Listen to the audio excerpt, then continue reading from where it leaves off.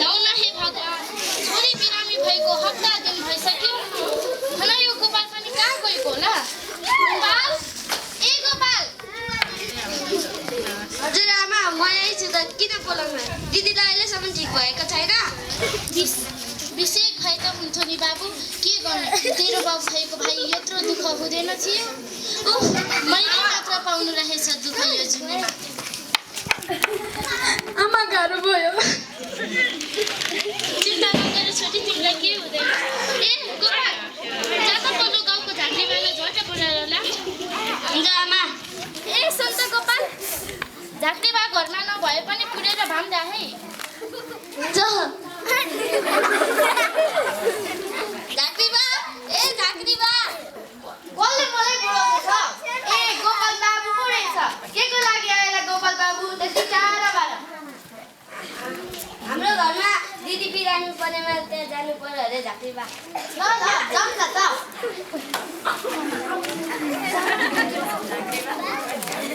हाम्रो तुलासा नानीलाई के भएछ लौ न हे झाँक्रीबा हेरिदिनु पर्यो जति गरे नि ठिकै हुँदैन ए गोपाल जा त झाँक्रीबालाई अक्षता फुटपाथ लिएर आइज हुन्छ आमा खरानी पनि लिएर आऊ है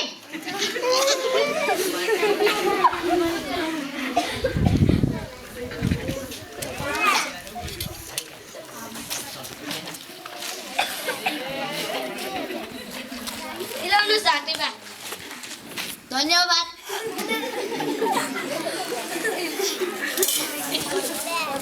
Sick daughter is laughing.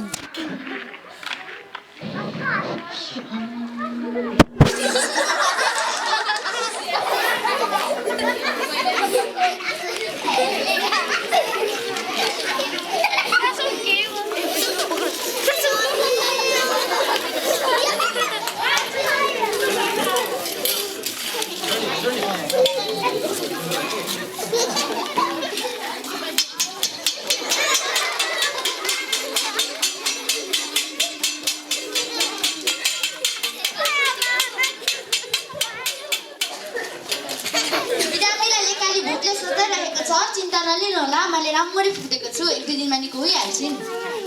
ठिक त हुन्छ नि झाँक्रीबा चिन्ता नलिनु न एक दुई दिनमा नि गइहाल्छिन् नि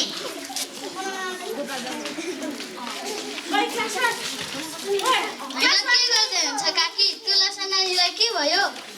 ए मास्टर बाबु पाउनु भएछ ए बस्नुहोस् न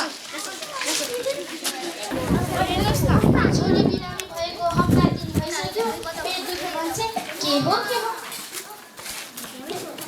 अस्पताल लानु भएको छैन त काकी के गर्नु तिम्रो काका खसेर गए पनि यत्रो वर्ष भइसक्यो छोराछोरी नि कमाउने छैन पैसा पनि छैन कसरी जाने होला अस्पताल अनि हामी छिमेकी भएको के काम त काकी अस्पताल जानै पर्दैन नि मैले राम्ररी फुटेको छु एक दुई दिनमा नि गइहाल्छिन् नि आजकलको जमानामा हामी झाँक्रीमा कसले विश्वास गर्छ अस्पताल त लानै पर्छ तुलासा नानीको अवस्था गम्भीर भइसक्यो ल म लागेँ घरतिर घरमा धेरै काम छ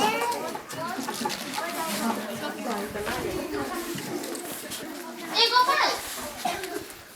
हामी दिदीलाई लिएर अस्पताल जाँदैछौँ घरौँ है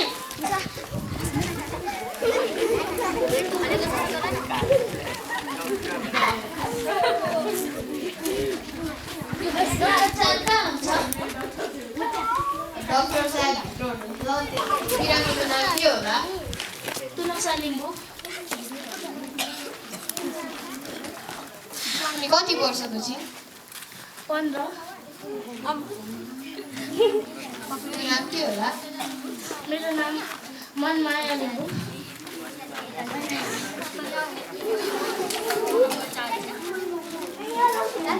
Mingsang. आउनुहोस् उहाँहरूलाई रुम नम्बर 4 मा लगेर जानुहोस् हुन्छ रुम नम्बर 4 तपाईहरु जान सक्नुहुन्छ डाक्टर साहब एउटा इमर्जेन्सी केस छ हुन्छ बिरामी ल्याउनुस् न